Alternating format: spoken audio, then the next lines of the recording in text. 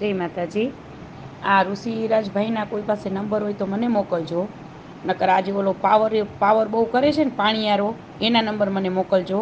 અને એ નાલાયકને કહેજો કે મારો ઓડિયો જેને મોકલજો કે તારી હેસિયત નથી તું આટલું બધું બોલસ, અને તમારે કે 2-3 કાયદા તમારી પાસે આવી ગયા છે એટલે આટલો બધો તું પાવર કરસ, અને તારી હેસિયત હું તને કહું છું કે સામેણા વારવાની જ છે ને, કે હાલ લે કડિયું પહેરવાની તો હજી વાર છે ભાઈ કઈ તારે, બરોબર? તમારી પાસે એક્રોસિટીનો કાયદો આવી ગયો છે ને એટલે તું પાવરમાં ન રહે એને કંઈ। અને મારો આ ઓડિયો તમે તારે એની આગળ મોકલજો જ। એ કોણ હતો? પરમાર કોક, શું નામ છે એનું, લીમડીનો, બરાબર?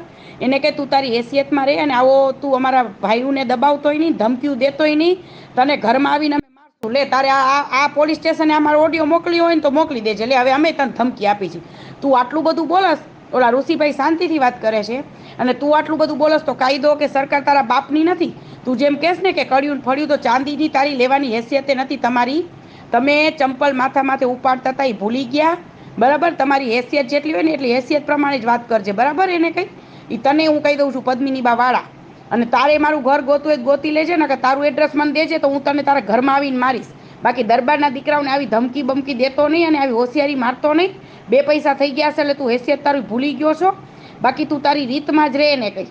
આને એમ નહીં, મને એમ થાય છે કે આપણા કોઈ ભાઈઓને અને આપણા અગ્રણીઓને કોઈને હુરાતા નથી ચડતું। અને અગ્રણીઓને હું જ કહેતી આવી છું કે ધીમે ધીમે કરીને આ લોકો સિંહ લગાડવા માંડ્યા। હવે એમ કે અમારે કડિયું પહેરવી છે, સાફા બાંધવા માંડ્યા, ઘોડી ઉપર ચડવા માંડ્યા, બરોબર? આપણી બેનું દીકરીઓ લઈ જવા માંડ્યા। હમણાં ને તાજો દાખલો છે કે આપણા જાડેજાના દીકરી મેરેજ કરી લીધા છે આ લોકોમાં, બરાબર? તો કાં તો આવી દીકરીને મારી નખાય, આ તો એના મા બાપ પાછા પડ્યા આટલે, બાકી આને મારી જ નખાય, પતાવી જ નખાય, આવી રખાય એની। એટલે આ હવે છે ને આ બધા જાગો। અને બીજું કે આપણા દરબારના દીકરાઓ સિંહ, અરે બાયકાસના બીજા સિંહ કહેતાય નથી। એવું નાનામાં નાનું પેલા છોકરું હતું ગામમાં તો એને બાપુ કહીને બોલાવતા હતા। અને આને કે પહેલાં તો તું બાપુ કે, ઋષિરાજ નહીં, પહેલાં બાપુ બોલ, બાપુ એને કે તને તારું જડબું છે ને એ બીજા તો કોઈ નહીં કાઢે, પણ પદ્મિની બા તારી 32 કાઢી નાખશે। તારી એક્રોસિટી ગઈ હમણાં કહું અહીંયા, અને તારો કાયદો તારા હમણાં કહું અહીંયા ગયો, અને તું ક્યાંય વયો જઈશ તને નહીં ખબર પડે ને કંઈ। આટલો બધો પાવર તને છે, તને કોના બાપનો છે? કે સરકાર તારા બાપની નથી હોય ને કંઈ। હા એમ। અને સરકાર બરકાર અમારા માટે તો કાંઈ નહીં, એમ કે આ ઓડિયો છે ને ગમે એની।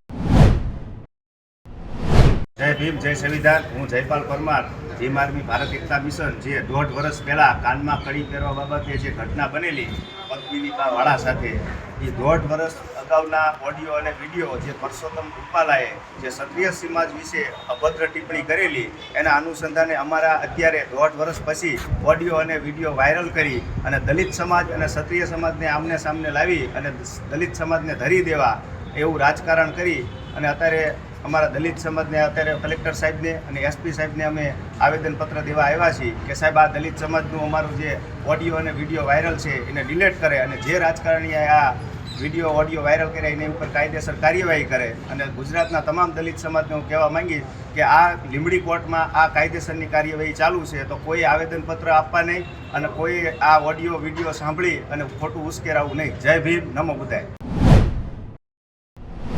જય માતાજી। હું પદ્મિની બા વાળા। હવે અત્યારે જે પોઈન્ટ છે એ પોઈન્ટને જ અમે લઈને ચાલવા માગીએ છીએ કે ક્ષત્રિય સમાજની અમારી લડાઈ છે, આખા સમાજની, એ રૂપાલાભાઈ સાથેની છે, એક વ્યક્તિગત લડાઈ છે અમારી। તો ક્ષત્રિય સમાજ અમારી સાથે છે, આખો સમાજ, અન્ય વર્ણો પણ અમારી સાથે છે। તો બીજા કોઈ પણ જૂના જે મારી ઓડિયો ક્લિપ જે વાયરલ થઈ રહી છે એ કોઈએ માનવું નહીં। હું વાદ વિવાદમાં કરવા માગતી નથી, અન્ય કોઈ સમાજે માથે લઈ ન લેવું। આ ફક્ત ને ફક્ત એક રૂપાલાભાઈ સાથેની અમારી લડાઈ છે અત્યારે।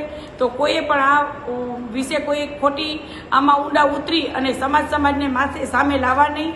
અને 18 વર્ણો મારી સાથે છે, અમારી સાથે